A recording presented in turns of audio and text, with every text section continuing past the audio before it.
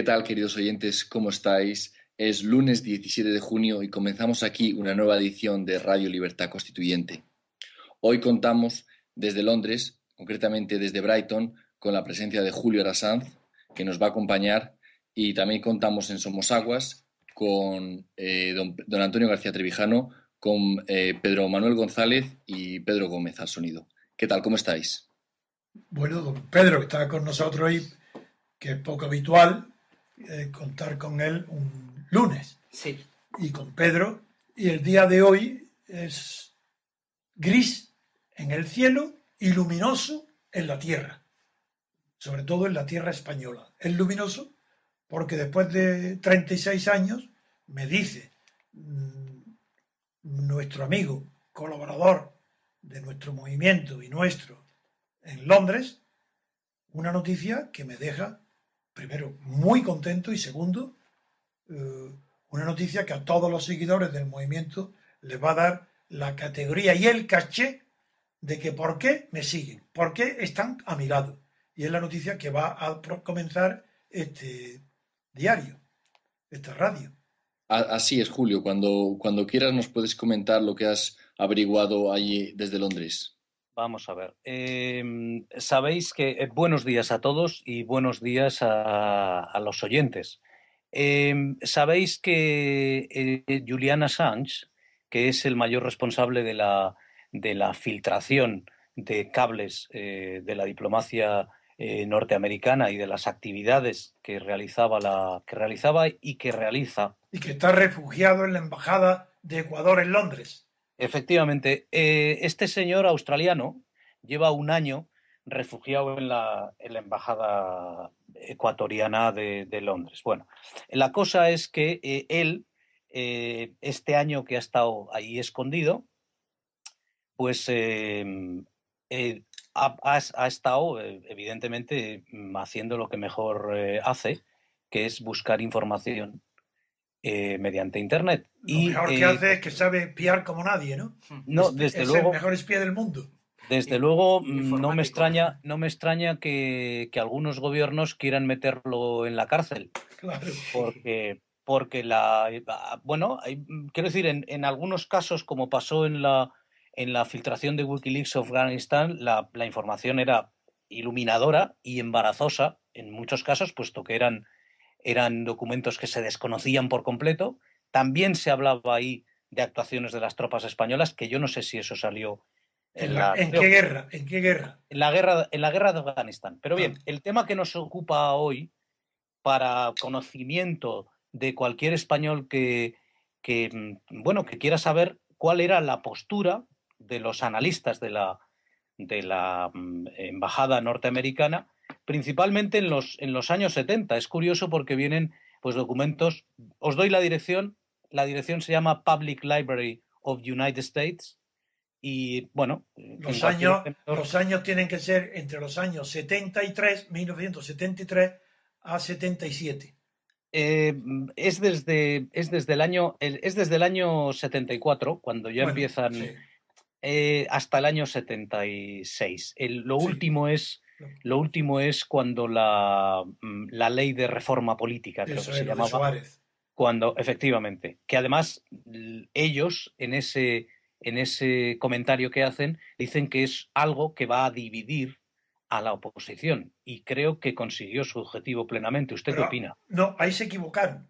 Los americanos, que hay que agradecer lo que tú vas a contar ahora, es que, ¿qué es lo que dicen de esas fechas memorables? Porque ahí es donde comienza la transición y las causas de la transición están ahí, y sin embargo se equivoca la embajada de Estados Unidos al creer que la ley de reforma política dictada, hecha, promulgada con un referéndum falso por Suárez, iba a dividir a los españoles. No, señor, porque yo no soy tan pretencioso de suponer que a partir de esa ley España se dividió en dos grupos, uno formado por todos los españoles y otro, yo solo, solitario, Antonio García Trevijano.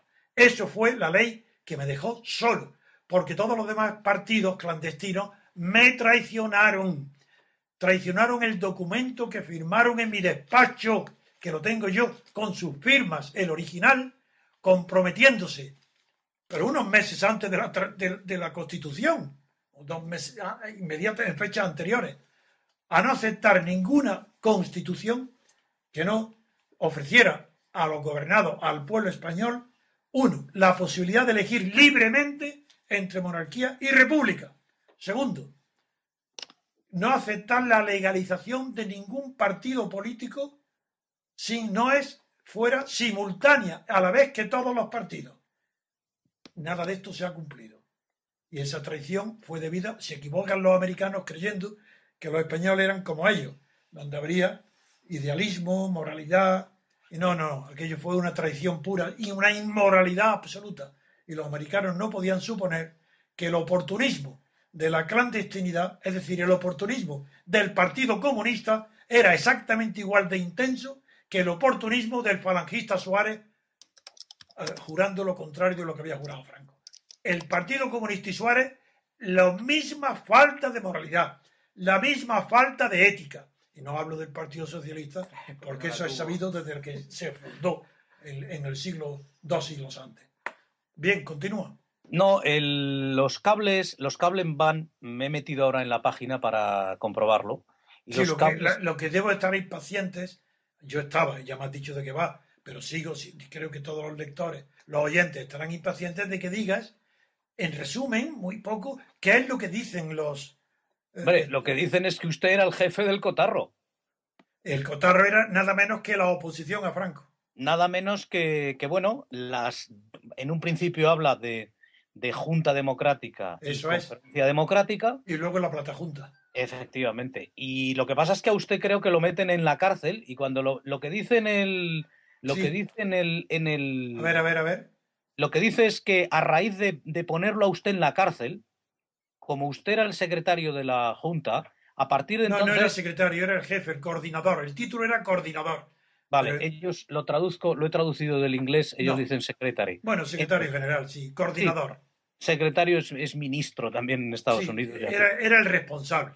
Bien, lo que dicen es que a partir de que a usted lo meten en la cárcel, aquello no funciona, no hacen nada en los 4 meses que está usted en la cárcel. ¿Qué pasa? Hasta tal punto lo que dicen es cierto, no al 99%, sino al 100%, que cuando a mí me meten en la cárcel el día 27 o 28 de marzo del año 76 y estoy 4 meses, la oposición a Franco desaparece, se esfuma. No hay Partido Comunista, no hay comisiones obreras, por supuesto que no hay Partido Socialista ni partidos liberales. No hay nadie que se mueva. Un solo día la prensa tiene que hablar para nada de la oposición, ni de los ideales de oposición. ¿Por qué? Porque yo estaba en la cárcel. Y hoy sí que debo de aprovechar esta oportunidad para decirle a los oyentes y a la opinión pública, ya que los americanos son los primeros que dicen la verdad después de 40 años de mentira, digo que a mí me metió en la cárcel Fraga. No me metió ningún juez. Porque el juez Chamorro no, Gómez Chaparro, es que hoy ejerce la carrera de abogado, no me interrogó ni me vio. Fue a visitarme a la cárcel para tomarme declaración cuando yo llevaba ya en Carabanchel 10 días. Así que él no estaba allí por Fraga. Pero tampoco es verdad. Fraga es el que dio la orden. Pero ¿por qué Fraga se atrevió a meterme a mí en la cárcel? Por haber hecho, redactado y invitado a todos los partidos españoles clandestinos e incluso los que venían del franquismo a firmar el programa de la Junta Democrática de los 14 puntos famosos de la libertad y del referéndum. ¿Por qué? Pues porque en una reunión en casa de los suegros de Miguel Boyer, Fraga y Felipe González allí pactaron meterme a mí en la cárcel. Y el argumento es de Felipe González, dijo, mientras Trevijano esté en la calle, al frente de nosotros, no podemos entrar en la ventanilla de Arias, de Carlos Arias, del asociacionismo franquista. Y Fraga tomó buena nota y en su momento me metió en la cárcel. Pues bien, yo entro en la cárcel y el mismo día en que yo entro en la cárcel, aquella noche, recibo dos recados procedentes de Bruselas. Uno de mi íntimo amigo Chesson, que era entonces comisario del Mercado Común y luego fue un ilustre ministro de Asuntos Exteriores con Mitterrand en Francia, diciéndome que había propuesto a la Comisión del Mercado Común que mientras yo estuviera en la cárcel, comunicarle a Franco que quedaban suspendidas las negociaciones. Segundo recado, Roland Dumas, un abogado excelente penalista francés, que era mi corresponsal y que luego fue también ministro de Asuntos Exteriores. Pues Dumas me mandó otro recado diciendo que pensaba venir a Carabanchel con un saco de dormir y tumbarse a dormir en la puerta de Carabanchel hasta que yo no saliera. Bien, ¿qué pasó? ¿Por qué no lo hicieron? Porque Felipe González, claro, lo llamaron y le consultaron, el asunto era gravísimo, yo era nada menos que el responsable, era el jefe de la oposición a Franco, total, hasta el punto que en el Parlamento de Estrasburgo soy recibido como el único representante de España, de la España liberal y democrática. Y así doy un discurso en Estrasburgo. Pues bien, la socialdemocracia alemana consulta y llama a Felipe González. Y Felipe González le dice a Helmut Schmidt que no hagan nada, que suspendan toda la presión para liberarme a mí de la cárcel, porque él ha hablado conmigo y yo le he pedido que transmita a Europa que no hagan nada por mí, porque era mejor para la causa de la oposición que yo siguiera en la cárcel. Este es Felipe González, ese traidor, ese... No pongo palabras porque no las tengo, en un momento de lucha contra Franco. El compañerismo en la lucha, más solidaridad que esa no cabe, es como en una guerra. Y sin embargo esta indecente persona me traiciona para que yo continúe en la cárcel, diciéndole a los alemanes, sus amigos alemanes, que yo he pedido que no hagan nada para que continúe en la cárcel.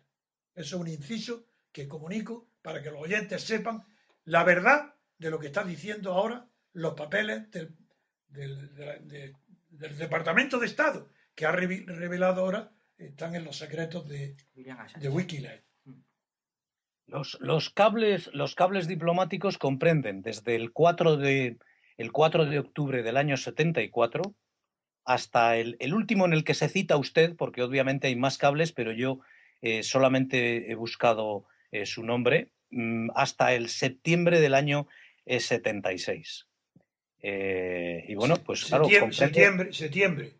Sí, el 28 de septiembre de 1976, ese es el último cable. Son 2 años justos. Sí, bueno, digamos que es la parte fundamental. Ahí arranca toda la transición, ahí está. Sí, y luego viene bueno, pues el atentado que sufrió usted. Eso fue antes, sí. El atentado... Pero bueno, no lo mataron a usted de milagro, ¿no? Sí, eso es que fue... No, es que hay varios causas. Ya que estamos hablando de esto, voy a ti para que lo publiquéis y lo digáis, porque cuando la gente me pide que yo publique mis memorias, tengo tal vergüenza, tal sentido del pudor, que no me atrevo a preguntarlas porque todo el mundo que las leyera creerían que era mentira. Es imposible que nadie crea la verdad de mi vida. Y por eso no lo cuento, porque es que parece mentira. Pero ahora yo lo voy a contar, puesto que ahora ya los papeles de Estados Unidos están diciendo la verdad sobre mí, también diré ahora respecto a los atentados que he tenido. Uno, que fue en la calle, en el despacho de Muñoz Salvadores, en la calle Claudio Cuello, me cita Muñoz Salvadores para una entrevista con unos periodistas de Venezuela. Y ese atentado se produce 48 horas después de que la BBC de Londres me hace una entrevista en mi despacho, en Castellana 102. En esa entrevista está Franco agonizando. Y yo digo lo mismo que digo ahora. Estaba diciendo los programas lo que era la clandestinidad y que claro, que yo era el responsable de la coordinación de toda la oposición a Franco. Que era yo Bueno, a las 48 horas tengo el atentado. El atentado se produce en el despacho de este abogado que había convocado a Ruiz Jiménez, a Tierno Galván, a García, a varios partidos también, y no acudió ninguno. No acudieron. Y no acudió ninguno, y yo tengo un atentado que me tumban junto a los periodistas, al periodista venezolano que se defendió diciendo, poniendo un brazo, le rompieron con una maza, le rompieron un hueso de un brazo. A mí, junto con los demás, me ponen contra la pared primero, pegan un tiro y rompen para asustarnos con un tiro y rompen un jarrón. El otro figuraron los gritos del venezolano con el brazo roto. Los otros empiezan a pegarle y nos ponen primero de cara, nada, me apuntan con una metralleta, iban todos encapuchados. Y después diré quiénes eran, que yo me enteré de todo, porque a mí me avisaban. Era un comando de carabineros, de la Guardia Civil, pero carabineros, de Majada Honda, mandado por un brigadista, una brigada llamado Cánovas. Yo me enteré de todo, a mí me comunicaban todo, incluso los propios servicios de seguridad que querían estar bien con la libertad y con la futura democracia. Bueno, a mí me dieron una paliza enorme y os contaré qué pasó. Bueno, los demás salieron corriendo, que podían bajar por su pie, pero como yo no podía, del dolor de los golpes que me habían dado tumbado en el suelo, en la columna vertebral, eran tan grandes que no podía moverme. Dejaron unas bombas de humo, que los otros salieron corriendo, se fueron, y yo cuando arrastrándome llegué a respirar a la ventana, logré abrirla, y al ver que estaban los coches de policía abajo, de Claudio Cuello, no me acuerdo el número, 54, no se me acuerdo, y los que habían sido atentados recogidos por la policía, yo esperé, porque me parecía imposible que el atentado al minuto, antes del minuto, ya estuviera la policía allí. Lo dije, ya está, clarísimo, son la policía que lo ha organizado el atentado. Sí. Entonces yo me quedé y no bajé hasta que se fueron. Claro. Se fue el humo por la ventana, pude salir, bajé en el ascensor, salgo, ya no había ningún coche, y como yo no podía apenas andar del dolor de la columna vertebral en el cuello, en las cervicales, paré un coche grande, un Mercedes, el coche mejor que pasaba por allí, lo paro, paró el señor muy amable. ¿Qué le pasa a usted? Porque he sufrido un atentado. Venga, por Dios, ¿lo llevo a dónde? Pues aquí a Covesa, en la clínica General Mola, final Covesa. Venga, ya, dime. Y ya, conduciendo, ya llevándome. ¡Ay, qué barbaridad! ¡Pero qué locura! ¿Cómo le han hecho esto? ¿Y quién ha sido? Digo, ¿quién va a ser? La policía. Y entonces no quería que lo diga. Abajo, ¿no? Frenazo del Mercedes. Abre la puerta, salga usted ahora mismo, fuera de mi coche. Y yo pudiendo, que podía estar muriéndome, este señor tan compasivo no admitió que pronunciara yo la palabra policía. Bueno, después si me enteré... me permiten, don Antonio, sí. Si me permite, me gustaría leer uno de los pasajes de los cables. Venga. Dice algo así, lo voy a traducir. Algunos de los heridos son gente de prominencia nacional. Uno era Jaime Cortezo. Sí, Jaime Cortezo, de la democracia cristiana. Segundo era líder, partidario de Joaquín Ruiz Jiménez. Eso es, cita a Joaquín Ruiz Jiménez que no y secretario del IDC. Riaza, un notario. IDC, Partido Cristiano Demócrata. Izquierda Democracia Cristiana, sí. Eso. Era Joaquín Ruiz Jiménez, sí. Eso, y continúa. Jaime Cortezo. Uno de los principales afiliados del partido de la Unión Cristiano-Demócrata Europea. Y IDC era, además, uno de los principales grupos de la no comunista Plataforma de Convergencia. Ah, sí, era de Ruiz Jiménez. Y otro... Porque era antes de la Unión. Ahí estaba la Junta Democrática y todavía no se había producido la fusión con la Platajunta. Y era Convergencia, donde estaba el Partido Socialista y Ruiz Jiménez y Gil Robles. Sí, pero lo que le quiero... lo interesante viene ahora que dice, y otro de los miembros de los heridos era Antonio García Trevijano, un abogado maverick, solitario, independiente, sin ninguna específica identificación política, que era secretario de la... Y dice, manipulada por los comunistas, Junta Democrática. Pero que lo que es mentira es que estuviera manipulada. Sí, claro. Porque aquello no estaba manipulado por el Partido Comunista. Pero es verdad. Salvo la manipulación, lo demás es cierto. Bien, sigamos. Bueno, pues pasamos ahora, si os parece, a la siguiente noticia después de esta breve pausa.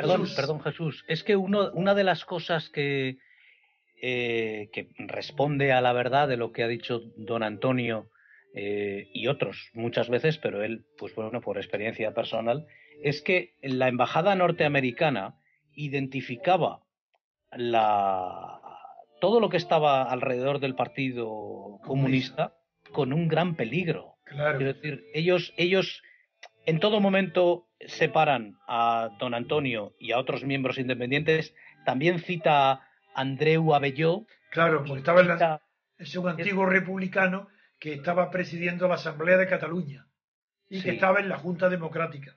exacto, pues cita a 2 o 3 personas,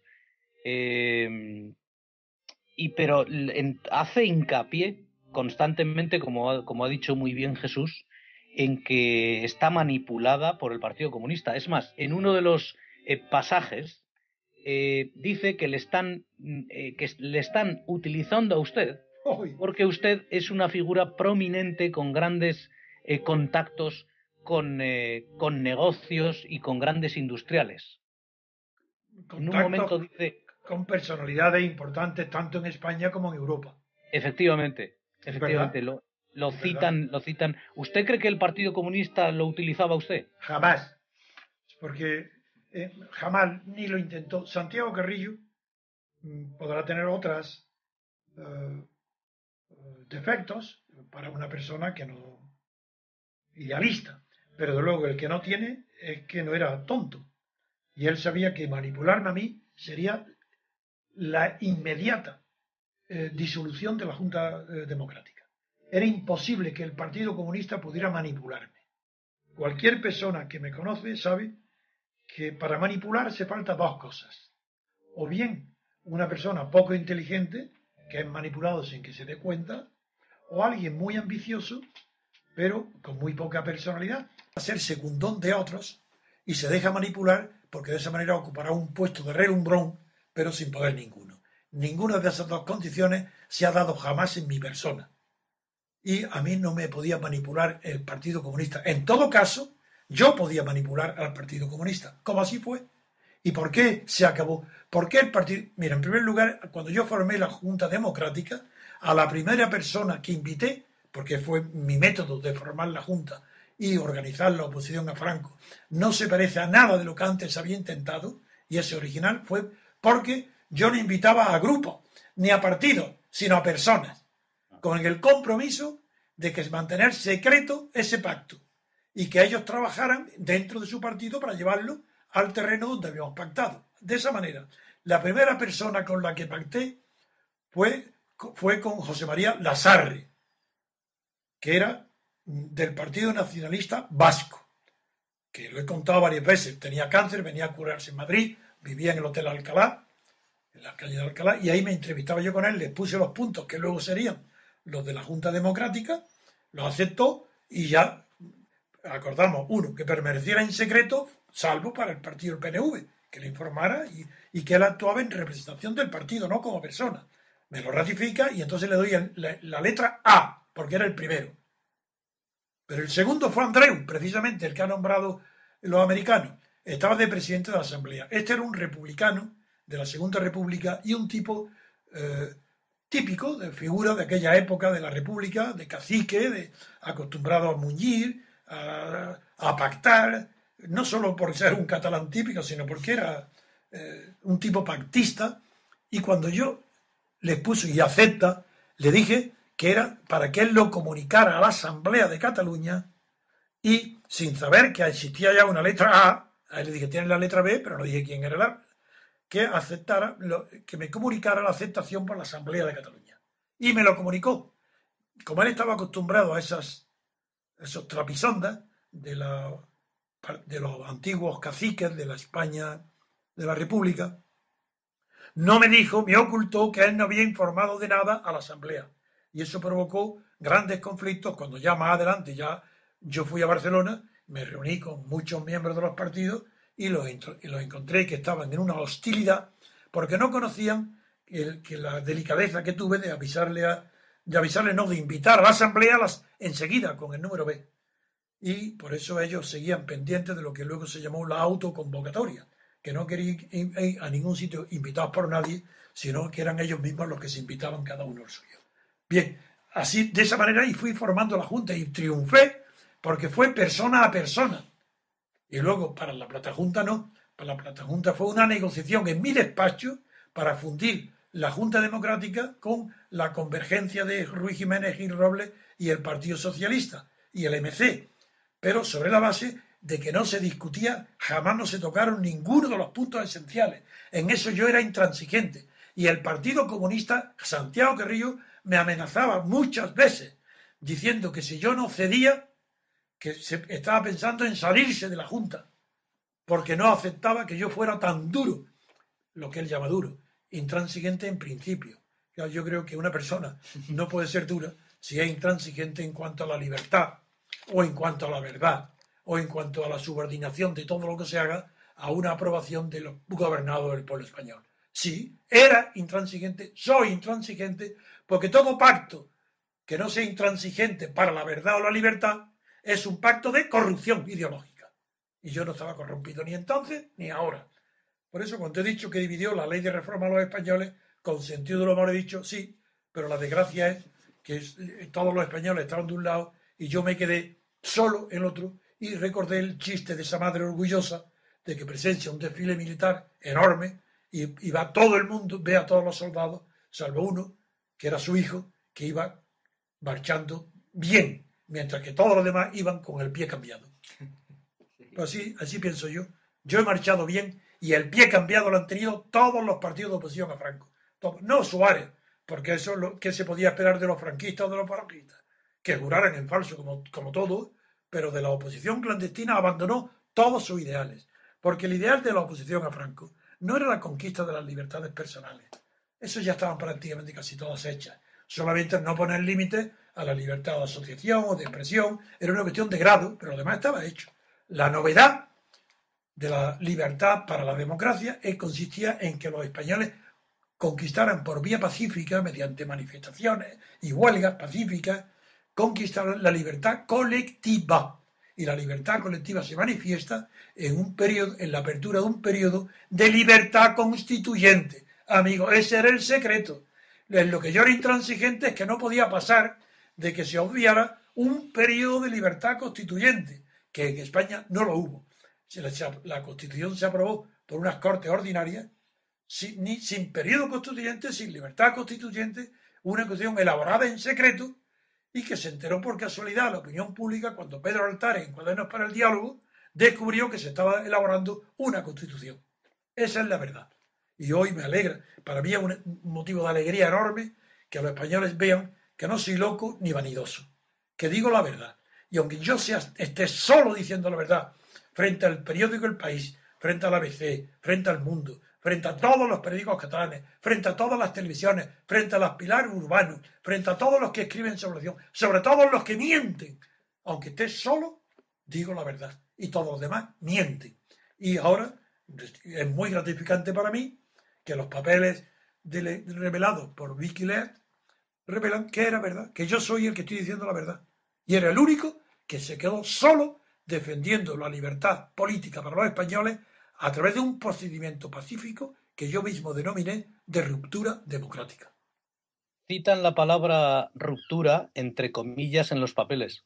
Pues mira, para que veáis también, aunque cómo esa palabra no era violenta, que la expresión ruptura democrática a mí se me ocurrió leyendo o estudiando el libro de Thomas Kuhn sobre las revoluciones científicas.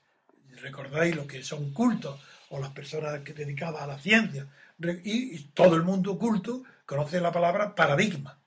Pues bien, es Thomas Kuhn el que explica el cambio de paradigma científico, diciendo que durante una época larga, por ejemplo, el paradigma de Galileo, pues dura, en otra época el paradigma de Newton, de la mecánica, dura, pero que Einstein inaugura un periodo de relatividad y que luego viene la mecánica cuántica, y él le llama paradigma.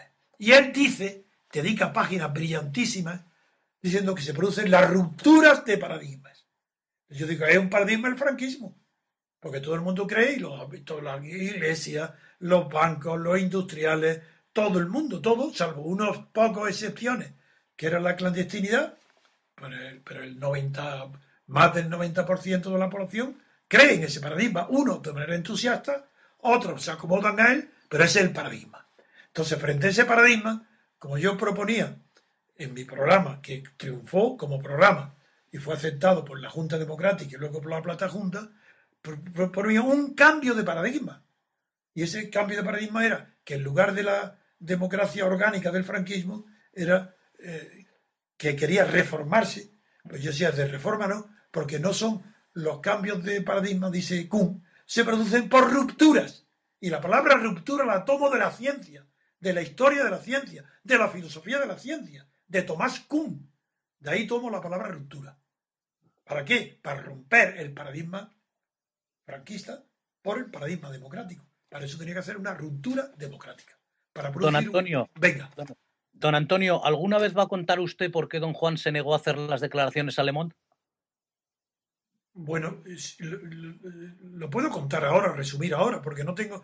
Sí, puedo contarlo con más detalle. En definitiva, según confesó él, delante de testigos, además, estaba delante de testigos, estaba Rafael Calvo, Chivo Muñoz no, estaba Rafael Calvo, estaba Javier Vidal, casado con una Huarte, y estaba Gabriel Rincón, un rico bodeguero de Jerez, y en Estoril. Y a ellos lo hice subir para que delante de ellos don Juan repitiera por qué se negaba a hacer las declaraciones a Le Monde, lo que eran los 14 puntos que luego fueron la base de la Junta Democrática, cuando él se negó. Pues él me dijo, yo le pregunté, ¿es por su hijo? Y él dijo, je m'en fiche. Es una palabra muy despectiva en francés, je m'en fiche. Yo me importa un comino de mi hijo.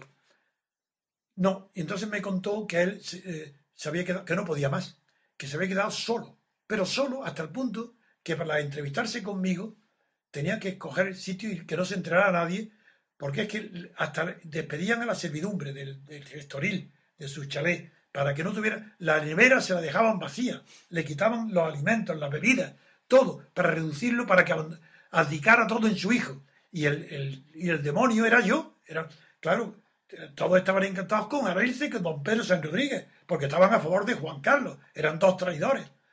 Y don Juan lo descubrió, eso, aquellos días de junio, el día 24 de junio, don Juan de Borbón, después de invitarme a comer para ver si don Pedro San Rodríguez aceptaba que él hiciera la declaración, y yo le dije, inútil, no lo va a aceptar, pero bueno, acepté, yendo de testigo Javier Vidal, el casado con la Huarte, dijo que, claro, don Pedro San Rodríguez se oponía a los principios, don Juan yo dije que me iba, dije, no, espérate, por lo menos, escucha lo que tiene preparado don Pedro San Rodríguez, un discurso muy pequeño, un papelito, para mí, que hoy en mi onomástica, que era el día de San Juan, 24, pronuncia este discurso. Digo, pues muy bien, me quedé en la comida, aunque yo pensaba ya irme, pero me quedé y don Pedro lo lee, y cuando lee, don Juan, con un interés enorme, me daba una pena de él, me pregunta, Antonio, ¿qué te parece el discurso? ¿Qué te parece esto?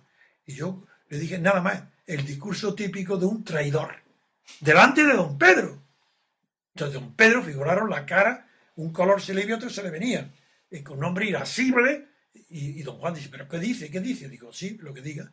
¿Pero cómo yo, traidor, sirviendo al servicio del señor de tal, de verdad? Digo, usted, el discurso de un traidor. Como no lo digaba, le digo, ¿quiere decirle que lo vuelva a repetir y yo le diré dónde está la traición? Sí, sí, sí, sí. Y entonces el propio don Pérez, sí, sí, sí, lo repito. Volvió a leer y cuando llegó el párrafo, digo, ahí, pare, esa es la traición. Ese párrafo decía, era el discurso de don Juan.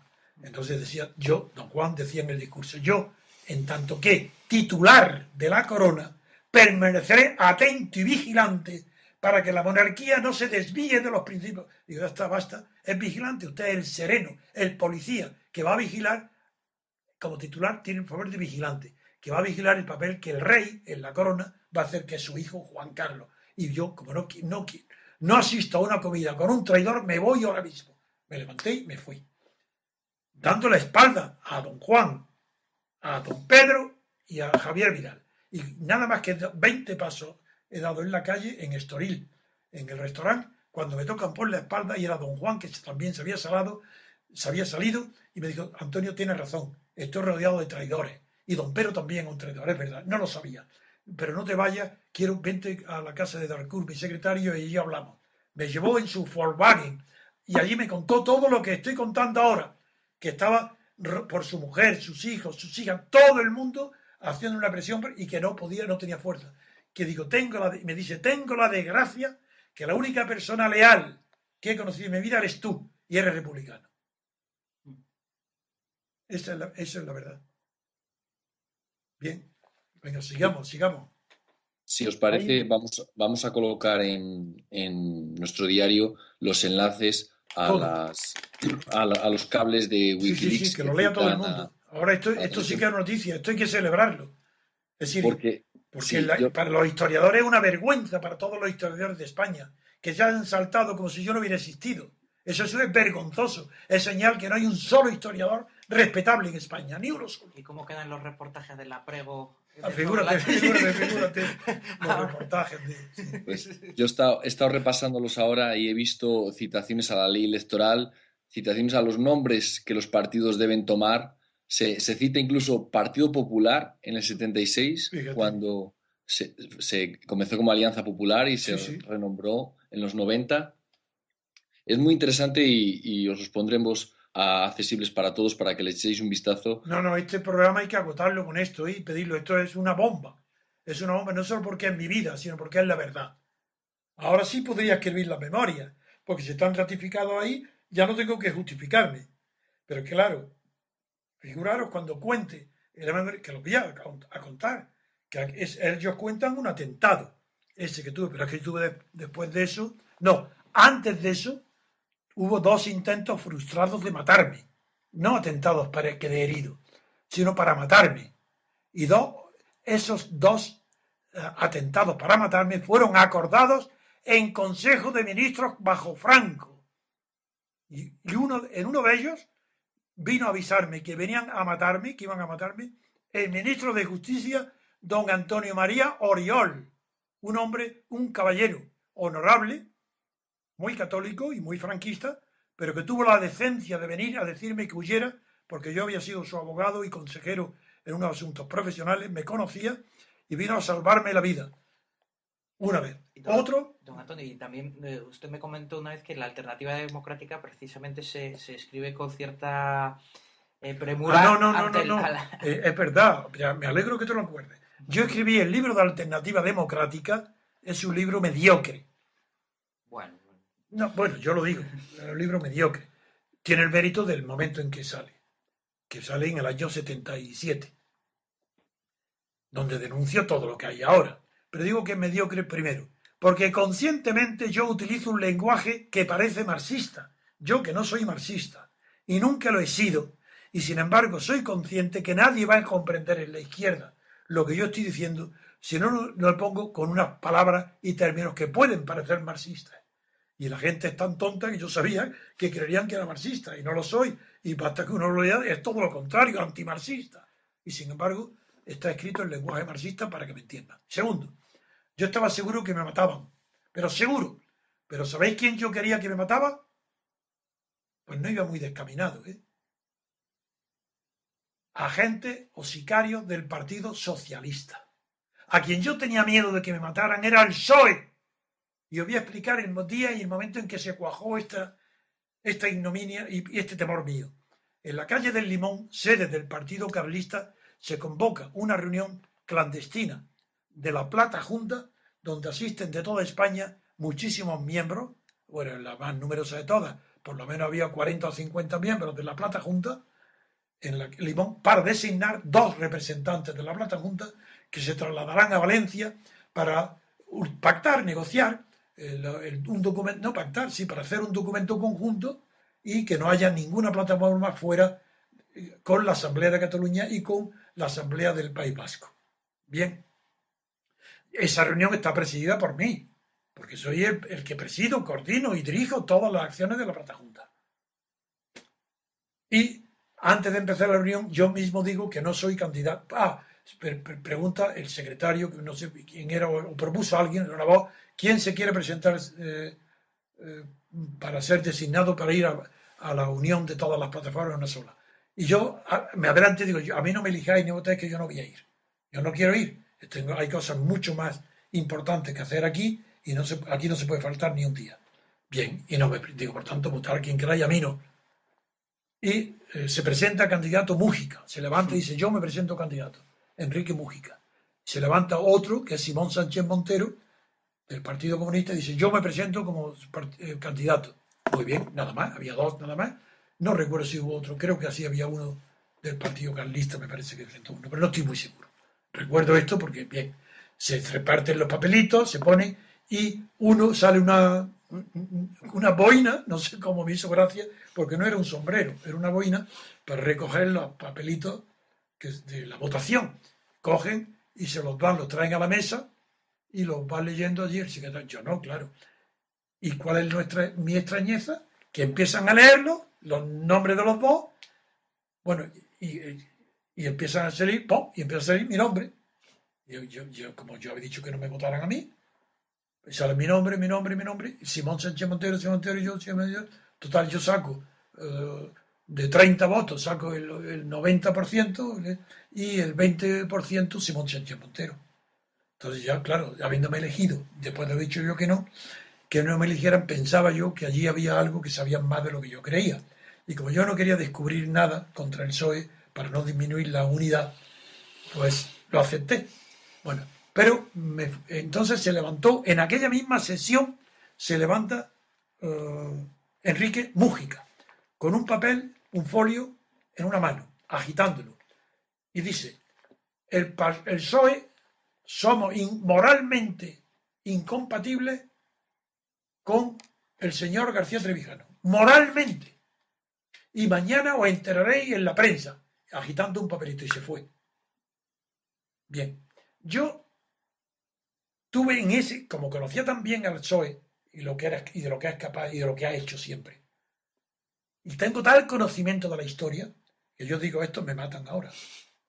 Y sin esperar terminar la reunión, para no dar tiempo a que se organizara algo, sabiendo que estaba allí, inmediatamente perdonar que tengo que irme y me fui. Pero yo pensaba ir a Valencia, pero salí de allí. Me fui por calles desconocidas, pegado a las paredes, porque si tenían ya un atentado contra mí. Llego a mi casa, yo vivía en Plaza de Cristo Rey, y le digo a mi mujer, hoy me han salvado la vida, porque me iban a matar estos, pero como me van a difamar con un papelito que mañana van a publicar en la prensa, yo estoy encantado porque ya no me matan. Si me difaman, no necesitan difamarme. Esa es la verdadera historia de mi difamación de Guinea. Esa. ¿Difamación de qué? ¿Que yo hice la independencia de Guinea? Es verdad que la hice. Solo. Sin ayuda de nadie. Jugándome el tipo de verdad más que nadie. Porque la prueba es que Mariscal de Gante me pide después, por mi intervención en Madrid en favor de los guineanos por la independencia, pide 30 años de prisión militar. Y si no me pasa nada, es porque los guineanos se enteran, fue después ya en Guinea, y se lo comunican a Diallo Telly, secretario general de la OUA en Senegal, en Dakar.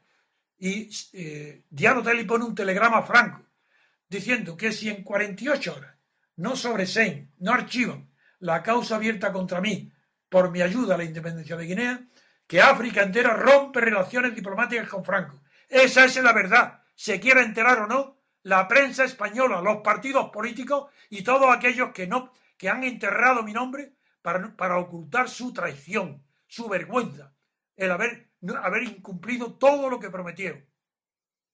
La muerte física, la muerte política. Vamos. Sí, pero yo estaba encantado. Hombre, que sí. Claro, qué maravilla, y mi mujer y mis hijos. Bueno, pues pasamos ahora, si os parece, a la siguiente noticia después de esta breve pausa.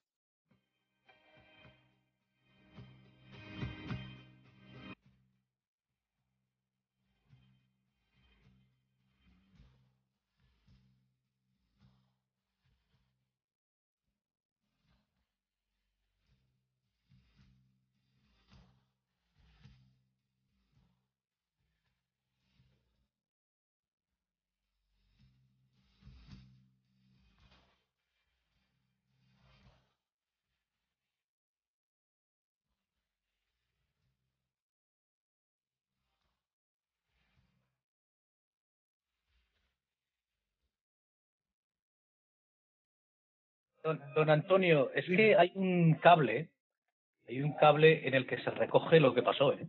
Ah, ¿sí? El 25 de septiembre del 76. A ver.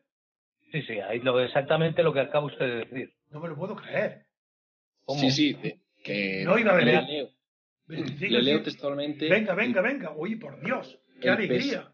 El PSOE contraataca con una profunda acusación pública hacia la persona de García Trevijano, con una calumniosa difamación y cuestionando su estatus político y moral. ¿Será posible? Míralo. Calumniosa difamación entre comillas. ¡Qué maravilla! ¿Cómo? Calumniosa difamación entre comillas. Sí, una maravilla. ¡Qué suerte! ¡Qué maravilla de americano! ¡Qué maravilla de espionaje! ¡Uy, qué bien el espionaje que dice la verdad! ¡Qué maravilla! Al final no vamos a poder criticar... No, a nadie. Hoy del Guardian, no, lo vamos ahora, nada, que espíen. Mira dónde queda la verdad. Ahí queda. Oye, qué maravilla, qué alegría tengo. Sí. No podéis imaginaros, ¿eh? El cable está lleno de alusiones a que usted era muy duro con lo que ha dicho en la Platajunta. Sí. Y de hecho tiene comentarios hacia el PSOE.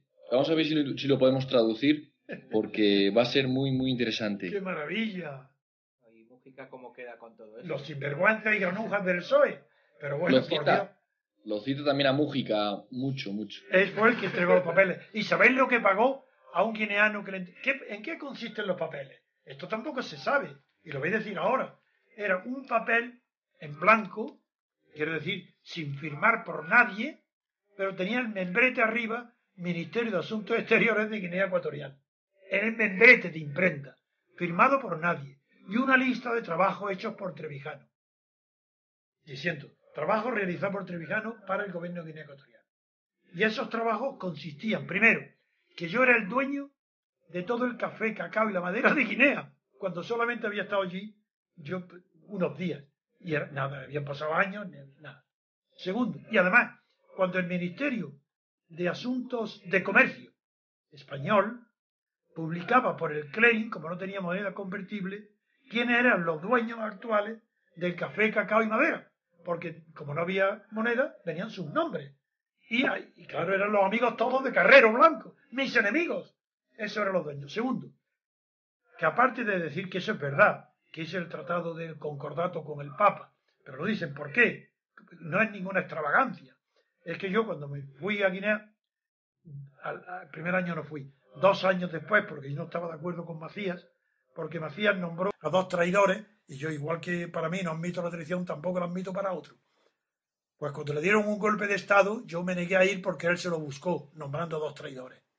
Pero luego, cuando ya me dio pena y fui, pena no él, el pueblo guineano, que no tenía ni medicina ni nada, ya fui ahí, ya sí, ahí pude comprobar cómo el pueblo de Guinea, el estado miserable en que estaba, y yo hice, para evitar que le dieran un golpe de Estado, que ya lo había intentado Castillo y fracasó con Atanasio Ndongo, que lo he contado otras veces, pero evitar que lo dieran, hice de memoria, sin tener ningún libro de referencia, ni nada de dónde tomarlo, entonces no tenía internet ni nada de esto, pues hice un tratado de buena vecindad y de amistad con Camerún. Otro, Guinea y Camerún. Otro de Guinea con Nigeria y otro de Guinea con Gabón. Y el cuarto, como no sabía quién, y estaba amenazado de un riesgo enorme de perder la independencia de Guinea a manos de sus vecinos o a mano otra vez de España, pues se me ocurrió, pregunté, yo no sabía que había iglesia católica allí, que había obispos negros, obispos designados por el Papa. Entonces digo, bueno, un concordato con el Papa, la primera, y también lo hice. Bueno, pues ponían todo eso.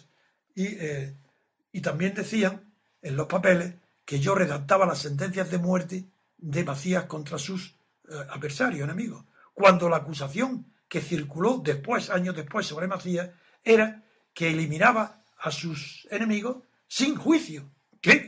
¿Cómo podía ser yo abogado de los asesinatos si no había juicio? Bueno, esa locura, un papel sin firmar por nadie, lo publica toda la prensa y Mújica le paga 25.000 pesetas de la época a Esteban Omsué, que había sido embajador de Guinea en Madrid, para que le haga ese documento, un documento. Y eso es lo que hace. 25.000 pesetas pagas por esa calumnia, y los periódicos sin moralidad ninguna, y Suárez sin ninguna moralidad, llega a un acuerdo con Felipe González. Suárez y Felipe González de decretar el final de la materia reservada de Guinea, lo declaren ya materia reservada, para que puedan difamarme los periódicos. Y es un acuerdo que hace Suárez y Felipe González 48 horas antes de la difamación. Ahí lo tenéis todo. Y Suárez hace lo posible para perjudicarme, porque da órdenes a los diplomáticos en Camerún, Gabón y Nigeria, que le den datos para ver si había algo de corrompido mío. Y esto lo sé porque ellos mismos me lo dijeron, que le había pedido Suárez al cuerpo diplomático datos para publicar corrupciones mías. Y en el Congreso Natural no encontraron nada. Para pasárselas al PSOE. Claro, pero no pudieron pasar nada. Y el PSOE encuentra esa mentira de un pobre hombre por 25.000 pesetas, que dice lo que el PSOE le dice que diga. Esa es la historia triste de la corrupción y de por qué yo no puedo perdonarlo. Ahora lo diré. Porque ahora sí, me han quitado el pretexto que yo no quería escribir mi memoria. Ahora lo pensaré, cuidado. Y que se pongan a temblar. Porque cuento mi memoria y digo la verdad sobre toda la clase política española, de un lado y de otro, y sobre los banqueros, y se van a enterar de lo que es. Porque yo no tengo nada que ocultar, ni temo nada a nadie, ni necesito que nadie me lo financie. Tengo que pensar en serio ahora publicar la memoria. Porque, claro, es que ahora estoy respaldado por estos papeles. En fin, a ver qué más decirme, más halagarme los oídos, porque me estoy dando la noticia más importante de mi vida, que dice que todo lo que he dicho yo es verdad, y que la difamación de Guinea era mentira, que ahí lo confiesan, calumniosa difamación. Lo sabrán los Estados Unidos, que estaban allí en Guinea buscando petróleo, o las empresas, lo sabrán ellos, que yo que tengo que ver con Guinea. Hay una cosa, Antonio, hay una cosa en el comentario, el punto número 5 de este comentario de esta reunión de septiembre, dice, este hacer, otra vez comillas, sí, hacer, claro, de García Trevijano, cuando se ponen comillas... No, hacer en francés significa este asunto sucio. Este hacer significa montaje. Sí. Montaje. Hacer quiere decir que no existe. El hecho de que se utilicen las comillas... indica que es falso. Bien. Sin embargo, posee una obvia dimensión moral. Es fundamentalmente una manifestación del hecho de que la perspectiva de elecciones en junio está exacerbando las diferencias internas de la Platajunta. Eso es la pura verdad. El Partido Socialista, el PSP, que es el de Tierno y Morodo, y ID, que me parece que es los demócratas cristianos, Izquierda Democrática, creen que tienen mucho que ganar del proceso electoral al cual se ha comprometido el gobierno. Claro, y yo no quería... Bueno, a propósito de esto, os lo diré claramente. Es que es una maravilla. Vamos a ver, en este momento es Gil Robles, que era el ala derecha de la democracia cristiana, el primero que dice elecciones ya. Y yo le respondo, y está en la prensa. Digo, elecciones ya, no. Primero libertades y después elecciones. Y contra Gil Robles, contra Ruiz Jiménez y contra el PSOE, que querían entrar en la ventanilla de Carlos Arias y elecciones inmediatamente sin libertades y sin reconocer el Partido Comunista, sin conocer a los partidos republicanos, sin reconocer la legalidad del PT, del MC, de toda la izquierda.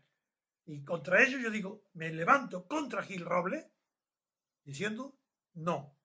Elecciones, no. Primero libertades, después elecciones. El párrafo continúa de otro lado, el Partido Comunista, que aparentemente será excluido, al final creo que no lo fue, pero bueno, sí. Claro. al menos por su propia prohibición, sí, puesto que el Partido Comunista en aquel momento estaba de acuerdo con usted en esto. ¿En la Junta Democrática? Tiene muy poco que ganar para estar en estas elecciones como se ha planeado. Y luego dice, los grupos de extrema izquierda, pequeños grupos y políticas, claro, y oportunistas, sí, políticos con ningún apoyo, tienen mucho que perder. Eso es lo que dice. Y en parte es verdad, hasta que se reconoce la legalidad del Partido Comunista. Ahí cambia todo. Claro. Eso antes de reconocer al Partido Comunista, eso era verdad. No querían ir a las elecciones porque los demás no tenían nada que hacer. Claro. Eran clandestinos.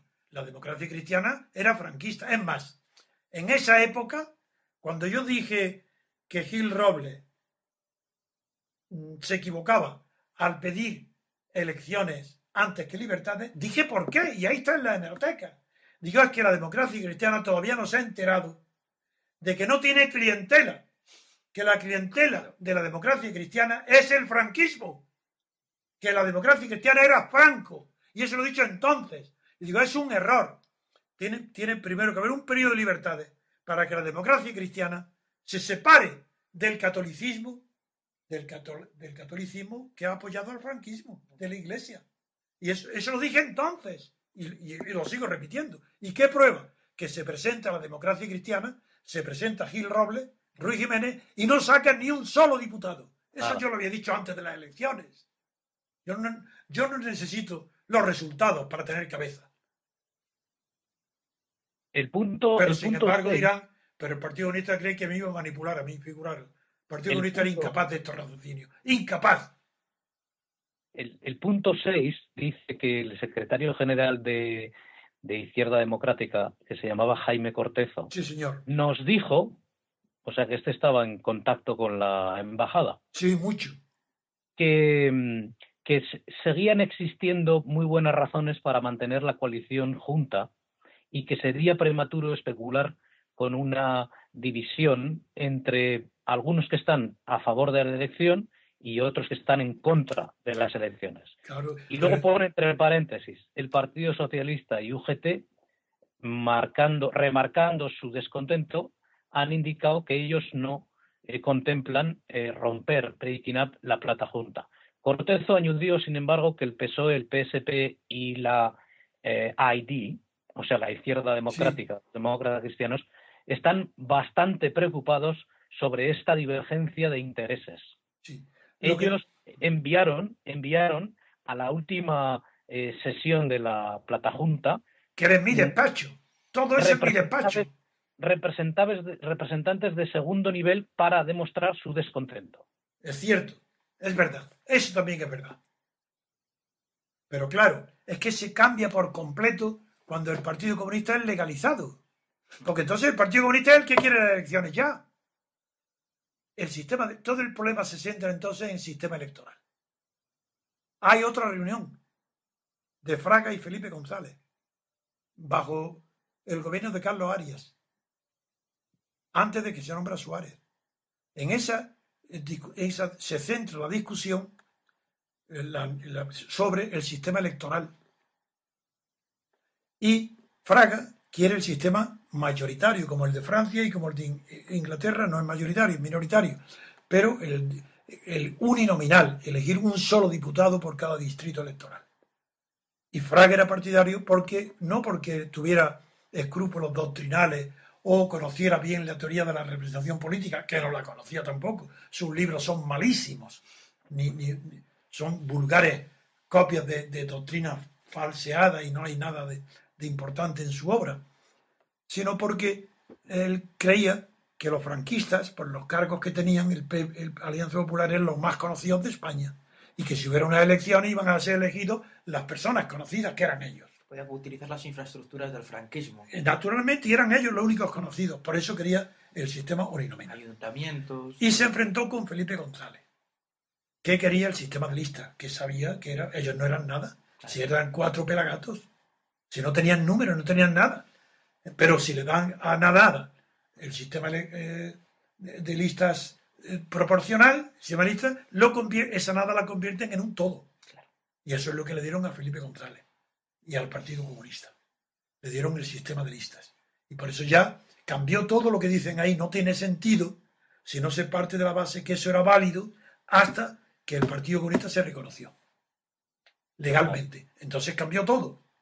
Y me quedé solo, claro, evidentemente. Hasta los partidos de extrema izquierda que me apoyaban a mí, no creo que por oportunismo, entonces porque eran idealistas, y bueno, no es que yo fuera de extrema izquierda, pero como yo defendía la ruptura democrática, eso era simpático a toda la izquierda verdadera, tenía que haber sido simpático al PSOE, pero como el PSOE no es de izquierda, pues ni verdadero ni izquierda, pues no quería. Y el Partido Comunista, como tampoco es de izquierda, sí señores, lo digo yo claramente, y podría demostrarlo si tuviera tiempo, el Partido Comunista no es de izquierda. Desde el año 56, donde el Partido Comunista adopta como lema la reconciliación nacional, pasa a ser un partido eclesiástico, porque son los únicos que pueden preocuparse de la moralidad de la reconciliación. La Iglesia está estupendo que hable de reconciliación. Un Partido Comunista que predica la reconciliación es un cura político, no es un analista político, y eso ha sido el desastre de España. De ahí deriva el consenso, el pactismo, todo viene de ahí, de la reconciliación. Eso es lo que ha arruinado y hundido a España. Por eso estamos en el nivel en el que estamos tan bajo, de moral, de inteligencia, de todo. Hablo en plural. Y desde luego, yo tengo que decir que yo no estoy contagiado. Yo no me pringué en nada. Yo sigo igual que era bajo Franco, contra Franco, y ahora bajo la monarquía y contra la monarquía. Y ahora contra los partidos, contra la partidocracia, contra los partidos estatales. Los odio. Un partido estatal es exactamente igual que un nazi. Un partido estatal es el enemigo de la libertad. Y todos los que hoy están en el poder, todos los que hoy están en las urnas, en las elecciones, en listas, son partidos estatales. Y el país defiende a los partidos estatales. Y el mundo y a la vez, y todos los medios de comunicación defienden a los partidos estatales. Exactamente igual que Hitler, Mussolini, Franco y Salazar. Mientras que yo era enemigo de Franco, no de la persona, de su sistema de la dictadura. Y la democracia orgánica y la dictadura necesita un partido estatal. Y esto, el rey necesita varios partidos estatales. Por eso es una oligarquía de partidos estatales. Y por eso el consenso es la virtud principal de la oligarquía, porque sin consenso las oligarquías se pelean unas con otras y desaparecen. Esa es la razón por la cual estoy contra la oligarquía, contra los partidos estatales, contra el consenso y contra el sistema electoral y contra la moralidad y contra todo lo que dicen los partidos. Hoy soy un día feliz, porque por primera vez en 30 y tantos años, casi 40, alguien en el extranjero, en unos archivos descubiertos por el espionaje de este bendito espía, descubre que todo lo que yo he dicho es verdad. Y todo lo que hacía entonces era honesto, honrado, cabal, sin engañar a nadie, ni a partidos ni a la oposición. Mis palabras eran limpias como el sol y siguen siendo las mismas. Y entonces nadie pensaba que yo era loco.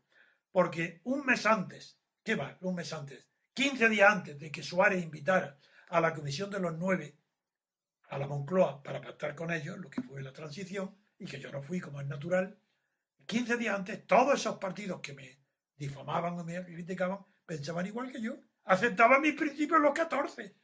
Y de manera que ellos, porque cambian en 24 horas y a la vista del poder, cambian, son sabios. Y yo, porque permanezco fiel a lo que pensaban esos partidos durante 30, 40 y 50 años, y sigo haciéndolo, sin cambiar, sin traicionar lo que he dicho y he pensado, soy, ¿qué? Un loco. O un corrupto en Guinea. Pues menos mal que es en Guinea, que no es en España. Porque allí no tenía cargo ninguno. Y qué pena, hombre. Haberlo sabido me podía haber quedado con todo el petróleo. Pues lamentándolo mucho, tenemos que concluir aquí el programa de hoy. Agradecerle mucho a Julio. Agradecer a Julio, no tengo palabras para bendecir su nombre, para que mis hijos, mi mujer y mi familia, para que todos mis amigos, para que todos los seguidores del movimiento sepan por fin hoy que todo fue una blasfemia, así de verdad, contra la libertad y la democracia, el ataque, la difamación que el PSOE hizo contra mi persona con motivo de Guinea. Eso para mí hoy es un día de gloria. Y nunca te lo agradeceré bastante, Julio. Bueno, la verdad es que he colaborado con vosotros en 2 programas y aparte de estar en directo... ¿Qué pasa? Bueno, nunca salen los programas como yo pensaba que iban a salir. Eso es bueno. Esa es la mejor señal de todas. Pero no, el tema es que, bueno, me parecía importante, lo he hablado con Jesús antes de empezar el programa. Yo lo leí ayer por la noche y, bueno, tenemos los documentos en internet. Pues ahora tengo ya la oportunidad de decir, y me tienen que creer, en los 2 consejos de ministros que lo conté el otro día, donde se acordó que se acordó matarme, mi asesinato, en 2 consejos de ministros. Y en uno fui avisado por Antonio María Oriol y en otro por Faustino García Moncón, ministro de Comercio, a través de Antonio Fontana. Ahí lo digo. Sí, señor, preparado mi asesinato en 2 consejos de ministros de Franco, donde en ambos consejos se dijo el enemigo número 1 de nuestro régimen se llama Antonio García Trevijano. No el Partido Comunista, no ETA, no los separatistas catalanes. Antonio García Trevijano. Ese era el enemigo público número 1 del régimen franquista. Y para mí es mi máximo orgullo. Pues lamentándolo mucho, tenemos que concluir aquí el programa de hoy y esperemos que Julio pueda participar más veces con nosotros. No, y dile a Julio que esto hay que repetirlo ahora todos los días, hasta que no se enteren. Hombre, 40 años difamándome, ahora vamos a darle la cresta ahora, hombre, a los difamadores. Claro. No, son bromas, pues, hombre. Despedimos aquí entonces el programa de hoy, habiendo sido un gusto, y espero que podamos volver a hablar del tema en breve. Muchas gracias, Jesús. Un abrazo y adiós, Julio. Un fuertísimo abrazo a los dos y sobre todo a Julio. Un placer, Antonio. Hasta pronto, Julio. Y a tú, Jesús. Adiós. Hasta pronto. Adiós. Adiós, Jesús.